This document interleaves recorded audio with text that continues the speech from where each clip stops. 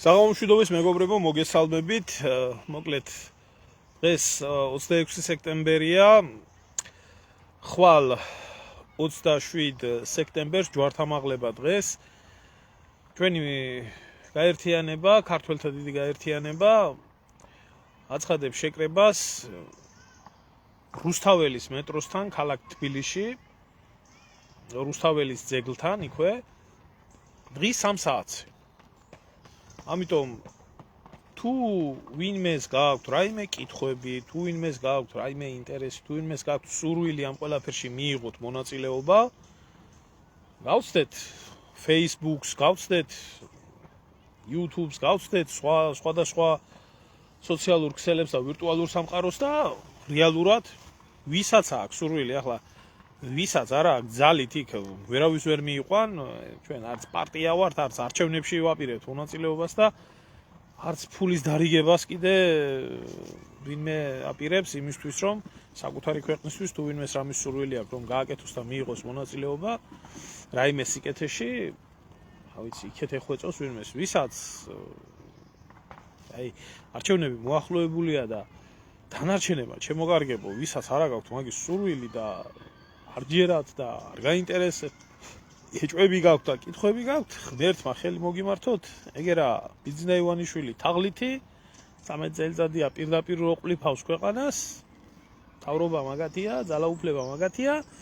ეგერა ნაცმოძრაობა, ეგერა ესა რა ქვია, მევახშეების სასტავი, ეგერა გირჩი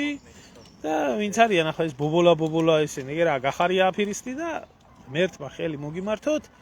იარეთ აღმადაღმა, აიღეთ 50-100 ლარი, შეიდებით ჯივეში და მე იძახეთ უიდე და რა დღეში ვართ და რანაირ დღეში ვართ. საერთოდ ვერანაირი ტირანი და ვერანაირი ბოროტება ვერ შეიქმნება ვერც ქვეყანაში და ვერც ქვეყნის გარეთ. საერთოდ თუ ამას სისტემა არ უზრუნველყოფს და ამ სისტემის უზრუნველყოფა თვითონ მოქალაქეების დამსახურებით ხდება და მე ნურავის თუ გექნებათ პრეტენზია, რომ ესა რა ქვია, რატომ ვართ ამ დღეში, ახ განსაკუთრებით იმ მოქალაქეებს მიმართავ, მე არ ვარ ისა ოცნების წევრი, მაგრამ ოცნებას ვაძლევ ხმას უკეთესი არ მეგულება. ხო და თუ არ გეგულებათ უკეთესი, ნუღა წუნებთ და ნუღა კრუსუნებთ, არ იმსახურებთ უკეთეს ცხოვრებას ეგეთი კატეგორია ადამიანები და ვისაც გინდათ ამ ტალახში და ტყლაპოვში ჭუმბალაობა გააგრძელეთ და წაეთ და იარეთ არჩევნებზე. აგერა 34 წელიწადია დადიხართ არჩევნებზე, რა სიკეთე მოგიტანათ და ვინ რა მოგიტანათ და რანაირად მოგიტანათ, მაგაც წესი დებილი უნდა ხდებოდეს ახლა, რომ არჩევნებით საქართველოში არაფერი არ იცვლება, მაგრამ რა ვიცი, რა გითხრა, ვერაფერს ვერ გეტყვით, ხალხს ესე აქვს ტვინი გამომშრალი, დაგიწყებენ აქეთ 1 საათიან იმას რეჩებს აგიკითხავენ და მე წავლიენ და მაინც აქეთ უნდა შევძრო და მაინც ანიქით უნდა შევძროო და ესაა ფენომენი თვითონ ზოგადად ქართული სოციუმის, რომ ვითომ წინააღმდეგი არის მასა სისტემის და სინამდვილეში ეს მასა უზრუნველყოფს ამ სისტემის ყოფნას და უსმინეთ მე იმ სიყალბეებს და იმ ტყუილებს, რომელიც სიყალბებსაც და ტყუილებსაც გეუბნებიან, რომ 7% ევროპაში ყველაზე მეტად ჩვენი ეკონომიკა გაიზარდა, 7% გვაქვს ეკონომიკური ზრდა. ბიჭო, აი ნერვები რაზე მეშლება, იცი? ყველაზე მეტად საერთოდ როდესაც ადამიანი თulis დებილად. ხო, აი ამაზე მეშლება ნერვები, არა და კარგად იცის, რომ დებილი არ ახარ, მაგრამ გადებილებს. რომელი ეკონომიკა გაიზარდა საქართველოში და საქართველო არის ევროპაში ახლა ეკონომიკური, თუნდაც აი ამ სიდუხჭირის პერიოდში პირველ ადგილზე? ელემენტარულად კი, თქვათ და 7% დაგეწეროთ მაგ ეკონომიკური ზრდა. და აი თქვათ, ავიღოთ გერმანიის ეკონომიკა, რომელიც ერთ სულ მოსახლეზე სადღაც 50,000 ევროა, მაშინ რა ქვია, თქვათ. იცი ვამბობ. წელიწადში. და საქართველოში არის, რა ვიცი, მე 5,000, 4,000 ლარი. ისიც ღმერთმა იცის კიდე არის თუ არა. ამიტომ 50,000 1% რო აიღოს ადამიანმა და აიღოს 5 ევროსი და რო აიღოს 4,000-5,000 ლარის 7%, რომელი მეტი გამოვა და საიდან გაასწარით ამ ევროპას და ამ ამერიკას და იმას რა ქვია, ამ მოკლედ არ დამთავრდა რა ამ ქვეყანაში ხალხის გამოშტერება და გამოდებილება და არ გინდათ, გაგრძელეთ ბატონო, ახლა მეც არ მექნება ჩემ იმაში რა ქვია გულში არანაირი წენა არ ჩემ თავზე და არც იმ ადამიანებზე ვისაც სული და გულით უნდა ქვეყნისთვის რაღაცა გააკეთონ იმიტომ რომ კარგად აქვს ნათქვამი დიდოსტატის მარჯვენაში კონსტანტინე გამსახურდიას თუ ერმა გამარჯვება არ მოინდომაო ნაპოლეონიც ვერ გაამარჯვებიებსო და მედით ახლა ბატონო და აგზელეთ თქვენი ეს კლოუნადები ეს არაფერს არ ვიტყვი ამ თემასთან დაკავშირებით მინდა სხვა უფრო მნიშვნელოვან თემასთან დაკავშირებით ვისაუბრო რომელიც ეს მე მინდა არ მინდა ასე იქნება ისე იქნება ეს მაინც მოხდება იმიტომ რომ რეალობა არის რომელიც რეალობაც საერთოდ მიმდინარეობს მთელ მსოფლიოში და საქართველოს ამ ყველაფერს ვერ აცდება ბუნებრივია ვინც ადევნებს ახლა საგარეო პოლიტიკურ საკითხებს თვალს იქ ძალიან კარგადაა ნათლადაა გამოჩენილი ის რომ ამერიკის პრეზიდენტი რომელიც მშვიდობის მტრედად მოევლინა სამყაროს და რო კითხო თურმე ნობელის პრემიის მიღება ძალიან უნდა და ომი უნდა დაემთავრებია ჯერ 24 საათში მერე ერთ კვირაში მერე ასე ნუ გავიდა ლამის ნახევარი პრეზიდენტობის ვადა და ომი არც ომი გაჩერებულა ვერც შეთანხმებას ვერ მიაღწია და აგერ ახლა გამოძრა გუშინ ზელენსკისთან შეხვედრაზე და ეს საერთოდ თვამას ჩვევია ესეთი რაღაცეები რომ აი დღეს იტყვის რომ რაღაცაზე შავია მეორე დღეს იტყვის თეთრია რა მნიშვნელობა აქვს ახლა ამერიკის პრეზიდენტია და გადის ეგ ყველაფერი ხო დღეს აზერბაიჯანის და სომხეთის ფასი არავინ არ აყავს და მეორე დღეს აზერბაიჯანს კამბოჯას დაუძახებს და სომხეთს მოზამბიკს დაუძახებს და მე რა მოხდა ახლა ამერიკის პრეზიდენტია და რატო უნდა ახსოვდეს არა და აქ თურმე ტრამპმა ეს მოახდინა ტრამპმა ის მოახდინა და მიდის ეს ბოდვები ხო და აქედან გამომდინარე ჩემო კარგებო გუშინ იქნა სერიოზულად გაცხადებული ის რომ გამოვიდა ეს ვაჟბატონი და შენჭირმე შენგენაცვალე ჩაიხუტა ამას ამ კლოუნს რომელიც თავის დროზე გააგდო თავისი იმიდან რა ქვია აპარტამენტებიდან კისრის ტეხით და ესა რა ქვია განაცხადა ესეთი სიბრძნე თავის დროზე რო არ განუცხადებია რა ვიცი პირწავარნილ ულტრალიბერალებს რომ თურმე უკრაინა არათუ მარტო ტერიტორიულ მთლიანობას აღადგენს ანუ 91 წლამდე რაც იყო დონბასი ყირიმი ზაპოროჟიე ეს ყველაფერი რაც აქ ახლა რუსეთს დაკავებული უფრო შორსაც წავა ანუ უფრო შორს წასვლაში რა იგულისხმება რომ ანუ უკრაინული ჯარი აიღებს მოსკოვს წითელ მოედანზე იქნება დიდი გამარჯვების პარადი და იქნება დიდი ტაშფანდური და გვეშველება და აი ტრამპი ახლა პუტინის მაგაცი რო იყო გუშინ ყველა ტაშს უკავს ტრამპაც უკავს ანუ ფაქტი რა არის ფაქტი არის ერთი მარტივი რაღაცა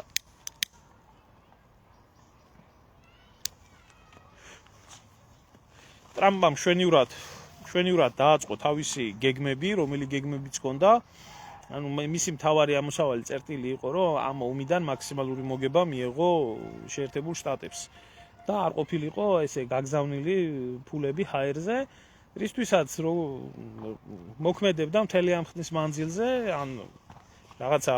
ვიგოდა გამოეღო ამ ომიდან მაქსიმალურად. ფაქტია, რომ ტრამპმა აწყო შემდეგნაირი სისტემა, რომ შეერთებული შტატები უბრალოდ იარაღს აწარმოებს, ამისთვის გადაიხდის ფულს ევროპა, ამერიკა და დაიხოცებიან უკრაინელები და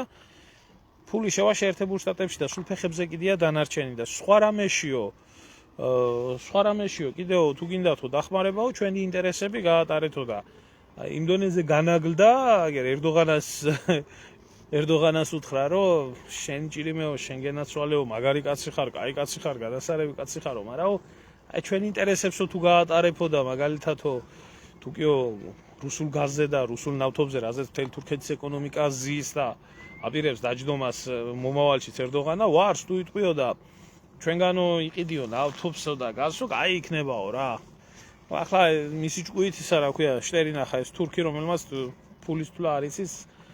ავიწყდებათ ის, რომ თურქეთი საქართველოს არ არის. რომლის მთავრობაც მისი ერის ინტერესების მაგივრად აბსოლუტურად ყველას ინტერესებს ატარებდა და გაატარებს ალბათ მომავალშიც, მთავარია თვითონ იჯდეს სკამზე და ხან ზოგიერთი ეს გამოქლევებული შიგ ევროპელებივით კიდე სხვათა შორის რომლებიც იდეოლოგიურად დამოკიდებული დამორჩილებული ყავდათ კაპიკიან რუსულ გაზზე ათქმევიეს ვარი და ახლა ათასებში ყიდულობენ აგერ შეერთებული შტატებიდან და აქედან გამომდინარე ამერიკა მოიგებს ყოველთვის დარჩება გასუქებული იქნება გემრიელად იქნება ბედნიერად უბრალოდ საჭირო იმისთვის რომ ამერიკის ეკონომიკა იქნა საყვავებული და ამერიკის ეკონომიკამ გააგრძელოს წინსვლა საჭირო არის სხვა ქვეყნებში და განსაკუთრებით სხვა კონტინენტებზე იყოს ომი რომელშიც თვითონ არ მიიღებს მონაწილეობას გაყიდის თავისი არახს დაადებს თავის სანქციებს და დაიხოცებიან სხვები და მის გეოპოლიტიკურ მოწინააღმდეგეს დაასუსტებს. ეს ძალიან გემრიელი სტრატეგია არის, უბრალოდ ამ გემრიელი სტრატეგიით არსებობდნენ და ამოდიოდნენ ყოველთვის, გამოდიოდათ ძალიან კარგადაც ყველაფერი, იმიტომ რომ ფული ძალაუფლება და გავლენა მაგათ ხელში იყო. ამიტომ განსაკუთრებით აი ამ დღეებში მოსალოდნელი არის ევრაზიის მიმართულებაზე, აღმოსავლეთ ევროპაში და კავკასიაში სიტუაციის გართულება და ჯერ ვიწყებთ როგორც წინა ვიდეო ლაივში გესაუბრეთ და გითხარით პირველ რიგში ეს ყველაფერი ნახოთ აი აგერ 28-ში არის მოლდოვაში არჩევნები სადაც ძალიან დაძაბული მდგომარეობა არის ძალიან რთული მდგომარეობა არის სადაც სამი ძირითადი პარტია იყო პრეტენდენტები დაახლოებით 30% ამ პარტიას გუშინ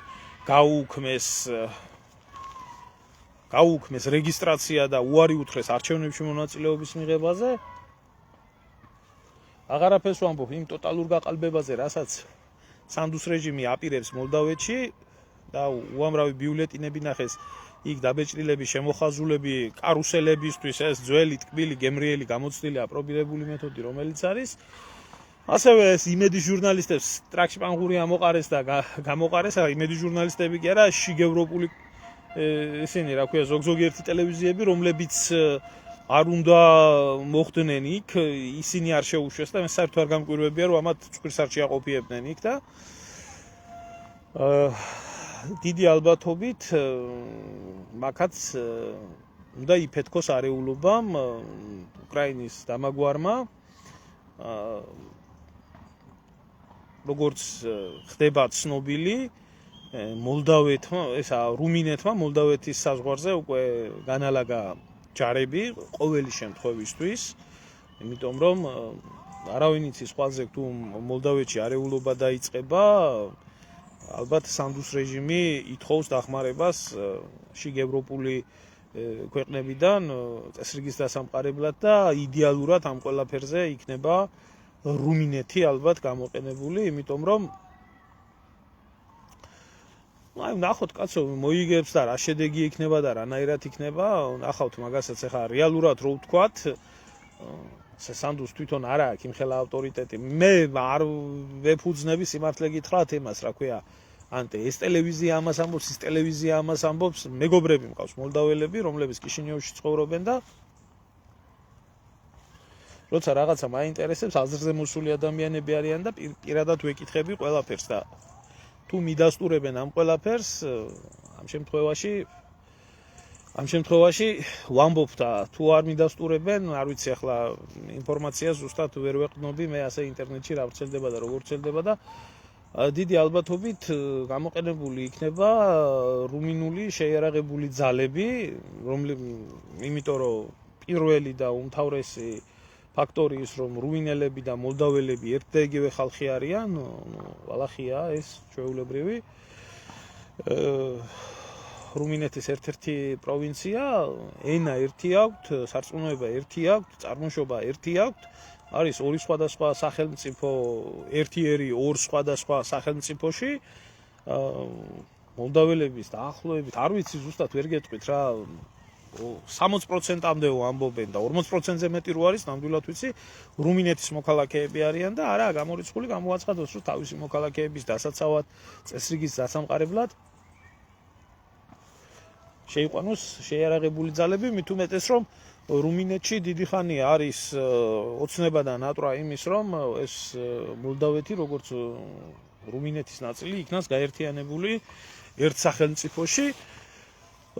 თავისთავად იქ ეს ყველაფერი ასე არ ხდება, იმიტომ რომ იქ არის დნესტრისპირეთის ავტონომიური რესპუბლიკა, რომელიც გამოყოფილი არის, რომელიც რადიკალურად სხვა მიმართულებაზე დგას, სხვა პოლიტიკური შეხედულებები აქვს და უკონტროლო ანკლავი არის კიშინიოვიდან და შეიძლება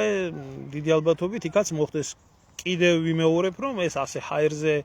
შემთხვევითი არ არის, იმიტომ რომ იმ დნესტრისპირეთის რესპუბლიკაში არის ესა რა ქვია, უზარმაზარი ყოფილი საბჭოთა ჯარების საწყობები, კი ბატონო 90-იანებიდან მოყოლებული ჩვეულებრივი ჩერკეზოვსკი, რინაკი იყო, ის როგორ გითხრათ, როგორც ლილოს ბაზრობა ისე იყო, მაგრამ იმ ხელა შეიარაღება არის შეტანილი, მისი 20%-იც რო იყოს დარჩენილი, ალბათ უკრაინას ეყოფა ომის გასაგრძელებლად დაახლოებით 1-2 წელიწადი მეტი. მთელი აღმოსავლეთ ევროპის არსენალი იქნა საბჭოთა ჯარების იქ შენახული და დაკონსერვებული. უბრალოდ მასშტაბისთვის რო წარმოიდგინოთ, ის რო აფეთქდეს ხიროსიმა და ნაგასაკზე მეტი სიმძლავრის იქნება ჩვეულებრივი შეიარაღება. ამიტომ იდეალური ვარიანტი არის ის, რომ მოლდავეთში, თან მოლდავეთს არ აქვს პირდაპირ საზღვარი რუსეთთან, ამიტომ ასე რომ ვთქვათ, ძალიან კარგად იყრის ეს ყველაფერი იქ თავს. საინტერესო არის ის თეორიაც, რომ უკრაინაში უკვე იმყოფებიან ბრიტანული და ფრანგული შეიარაღებული ძალების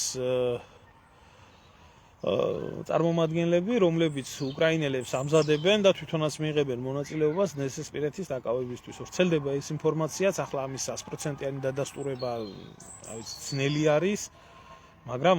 იმ სამხედრო თეორიიდან გამომდინარე, რომელიც სამხედრო თეორია შეიძლება იქნას განხილული, აბსოლუტურად მოსალოდნელი და აბსოლუტურად ლოგიკური არის ეს ყველაფერი, რომ ასე მოხდეს. ძალიან ბევრ, ასე რომ ვთქვათ, პრობლემას მოიხსნის ამითი უკრაინული ჯარი. ძალიან დიდ პრობლემებს მოიხსნის. ერთი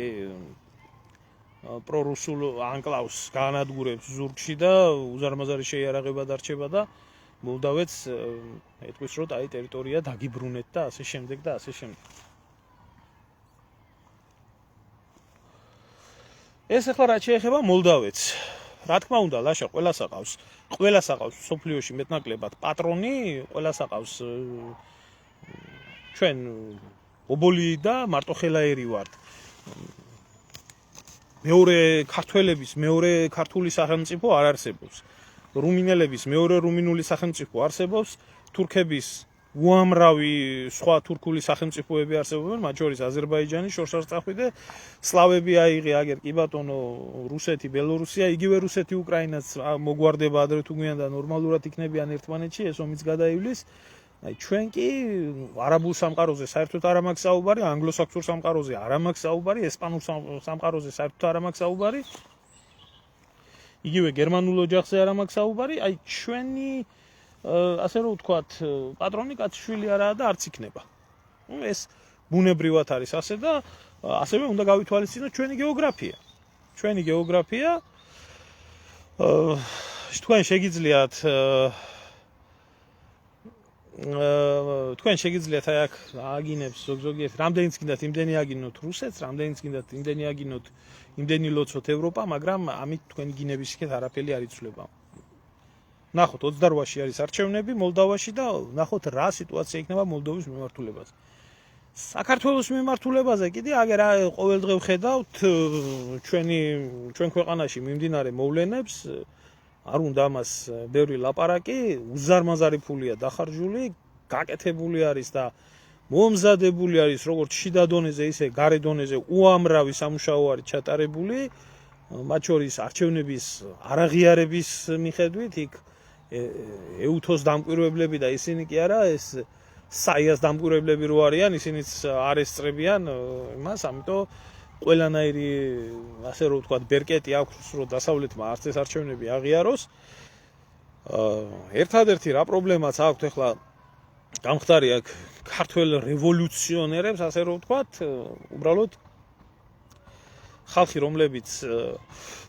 ასე რომ ვთქვათ, წინააღმდეგები არიან კოცობის და ალტერნატივას თამაშობენ კოცობის მაგივრად, მათ უბრალოდ არ აქვთ საზოგადოებაში დასაყრდენი, თუმცა ამას ემატება ეს ეგრეთ წოდებული ჯენზითაობა, რომლებსაც ტვინი აქვს მოწამლული, გამოშტერებული აქვს და ზოგადად ეს ყველაფერი ბიძინა ივანიშვილმა შეიყვანა ეს ქვეყანა კრიზისში თავიდან ბოლომდე ბიძინა ივანიშვილის და კოცების დამსახურება არის რომ 2025 წელს ეს რეალობა არის ქვეყანაში არ არის გასამართლებული არათუ აგერ სოხუმის დაცემის დღე მოდის და აფხაზეთის ომის მოღალატეები და 90-იანებში ჩადენილი დანაშაულებები აგერ გუშინ მომხდარი დანაშაულებები არ არის ჩადენილი და ბოკერიაო აი ვიძახით და ბოკერია იმის მაგივრად რომ ციხეში იყოს და დაკითხვაზე დაებარებიათ გუშინ ახლა ერთმა მეგობარმა ჩამიგდო ვიდეო კონსერვატორების ის რო არის ლიდერი მახარაძე იმასთან ქონია დებატები მშვენივრად გემრიელად იჯდა ლაპარაკობდა იქ არანაირი პრეტენზია არაფერზე მე ჩემთანო ვინ უნდა მოვიდესო მე არ მთლიანო არაბლათო ანო მასონები მფარველობენო და ზის და აგძელებს იმ ლაყბობას იმ ბოდვას არ ვიცი ახლა მე არ ჩავერევი დებატებში ვისაც როგორც უნდა ისე ედებატოს და ვისაც უნდა ისე ედებატოს მე ერთი რაღაცა გამკირვებია უბრალოდ იქ 5 ივლისიო და 9 საათი მაგაზე ლაპარაკობდნენ და კაციშვილმა ერთი ნუ ახლა ვინ დაუსვამდა კითხვას ხო ერთი კითხვა არ დასმულა იმაზე რომ შენ შეშობელძაღლო პირდაპირ გადებდა სულხან მოლაშვილი ხელს რომ აწამებდი და კაციშვილმა არ დაგიბარა და არ მოკითხა პასუხი შენ პირადად და ადამიანის უფლებებზე ლაპარაკობდნენ და 1000 უბედურებაზე და რა ვიცი რო კითხო აი ეს ბოკერია სანამ აღარაფერს ვამბობ 90-იან წლებზე როდესაც ერთ-ერთი გადამტრიალებელი იყო და ერთ-ერთი ამყროლებელი იყო და ერთ-ერთი ამქოთებელი იყო ყველაფრის და იმის გამოცდილება საქართველოში სადაც ეს ძაღლიშვილები იყვნენ გარეულები ერთი გადატრიალება მოხდა და აფხაზეთის ომი დაიწყო და უბედურება დაიწყო და ჰაი-ჰუი დაიწყო მეორე რევოლუცია მოხდა და 2008 წლის ომი დაიწყო და ამაზე პასუხისმგებელი არავინ არაა გარეთ ამ შვენივრად გუგუნობს აისვამს კაიჭამს კაიფერზია და პოლიტიკოსობა უნდა და პოლიტიკოსი ქვია და კიდე ხვალზე აპირებს არჩევნებში მონაწილეობას გამოცდილი არის მაგით ამ ძველი აგენტი არის მაგაზე არ ვრცელდება არანაირი კანონდარღვევა ჩვეულებრივად შეუძლია ამოვიდეს იქადაგოს გავდით ახლა თქვენ და რომელიმე რამე დანაშაული ჩაიდინეთ ციხეს დაგაშენებენ თავს აი მაგათ არაფერი ხო ახლა ვისი ბრალია ეგ ყველაფერი ჩემი ბრალი არაა ხო ხელისუფლებაში მე არ ყოფილი ვარ და ძალაუფლება მე არ მქონია ვისი ბრალია და არის ბიძინა ივანიშვილის და კოცების დამსახურება არის რომ ეს ხდება ქვეყანაში საქართველოს კიდე როგორც ასეთი ასაფეთქებლად და ასარევად ადრეც მისაუბრია კიდე ერთხელ ვიტყვი იმ მხრივ რასაც ქვია რუსეთზე სამხედრო თვალსაზრისით ტკივილის მიყენება არაფერი არაა მოლდავეთი როგორც საქართველოს მაგრამ ახლა საქართველოში ცოტა უმეტი რთულია ის ყველაფერი გააკეთონ რასაც მოლდავაში აკეთებენ და იმიტომ რომ ეს სხვა გეოგრაფიული არეალი არის სხვა ეთნიკური ჯგუფი არის სხვა ისტორიული კავშირები არის სხვა მეზობლები არიან იქ თუ არიან მეზობლები რუმინეთი თავისი მოძმე ქვეყანა და მოძმე ხალხი რომლებიც გაჭირვების ხელს გაუწვიან მოლდაველებს მიიღებენ მოქალაქ თუნდაც ერთ სახელმწიფოდ იქცნენ რა პრობლემა უნდა გახდეს ხო ჩვენ აქ მეზობლები ყავს ისტორიული მტერი თურქეთი ყავს აზერბაიჯანი ყავს სომხეთი ყავს რუსეთი პირდაპირ უშუალო მეზობელი და სხვა რეგიონი არის და სხვა გეოპოლიტიკური ინტერესები არის ირანის იქნება ჩინეთის იქნება თუ ვისი იქნება აქ წდება ყველაფერი ამიტომ უზარმაზარი ფული დაიხარჯება და უზარმაზარი თანხა და რესურსები ჩაიდება როგორც ცნობილი გახდა ვიზა ლიბერალიზაციის საკითხთან დაკავშირებით ეს სავარაუდოდ ახალ წლამდე განხორციელდება ეს ყველაფერი თავისი პროცედურები აქვს ახლა ევროპა პირდაპირ ასე არ გააკეთებს ამ ყველაფერს ეს შემონახული აქვს ბოლო ტკბილ ლუკმად რომელიც ტკბილი ლუკმაც იქნება თუ კი კოცებმა გადააგორეს ეს ყველაფერი და მაინც ასე დარჩნენ როგორც არიან ამ შემთხვევაში უკვე ევროპა პირდაპირ დაიწყებს სანქციების დაწესებას ვიზა ლიბერალიზაციის გაუქმებას და სავარაუდოდ როგორც ცნობილი გახდა ყველაფერთან დაკავშირებით სადღაც ახალი წლისთვის იქნება ეს მოვლენები ნუ ეს იმ შემთხვევაში თუ კი ოპოზიციამ ეგრეთ წოდებულმა რევოლუცია ვერ მოახდინეს და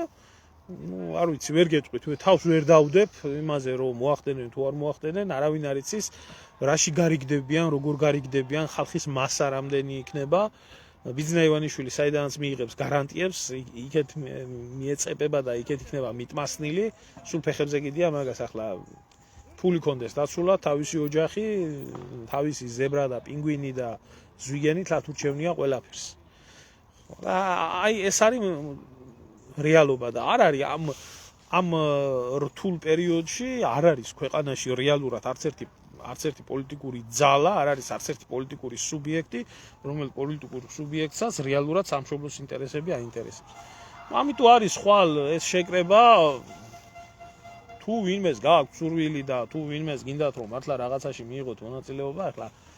ჩვენ რა ხალხი ვართ, მე არავის მტკიცებას არ უპირებ, მე პირადად საერთოდ არ მაინტერესებს არც თანამდებობები, არც ფული, არც მაინტერესებს ქვეყნის ინტერესები. ისეთი ხალხია იქ,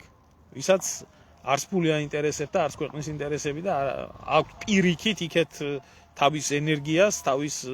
ყველაფერ შესაძლებლობებს და რესურსებს დებენ იმისთვის, რომ ქვეყანა სიკეთისკენ შემოbrunდეს და თუ გინდათ ბატონო, ამნაირად უბრალო ადამიანებს გაერთიანება, რომ რაღაცა ჩვენი სიტყვა ისმოდეს ამ ქვეყანაში, მობრძანდით და დავდგეთ ერთმანეთის გვერდით და თუ არა და ელოდეთ მაშინ ახლა ბიზნეს ზოოპარკი რა სიკეთის მოიტანს. მე არ მაქვს სიმართლე გითხრათ დიდი ასე რომ ვთქვათ მოლოდინები, კარგად ვიცი რომ ქვეყანაში რა სიტუაცია არის, რა რეალობის წინაშე ცხოვრობს ჩემი ქვეყანა და რა რეალობის წინაშე უწევს დღევანდელ ქართველობას ცხოვრება, ამიტომ თუ არის ქვეყანაში დარჩენილი რაღაც ერთი 20% ისეთი ადამიანი, რომელსაც სამშობლო ადარდებს და დაახლოებით 5% მაინც თუ არის დარჩენილი ისეთი, ვისაც სურვილი აქვს რომ მონაწილეობა მიიღოს. ახლა 5% ადამიანი პატარა ძალა არ არის, ეს რომ შეიკრიბოს იდეალების და მოხდება დრონი. უკაცრავად ტექნიკური ხარვეზი იყო და გაწყდა დრონი კი არა, თუ ძმახარ იმის თქმა მინდოდა, ხო ბლოკავენ ვიდეო ლაივს, დრონი კი არა, მალე შეიძლება ისტრიბიტელებმა იფრინონ და ბაქვაზე არ დარჩეს მაგ ისეთი სიტუაციები.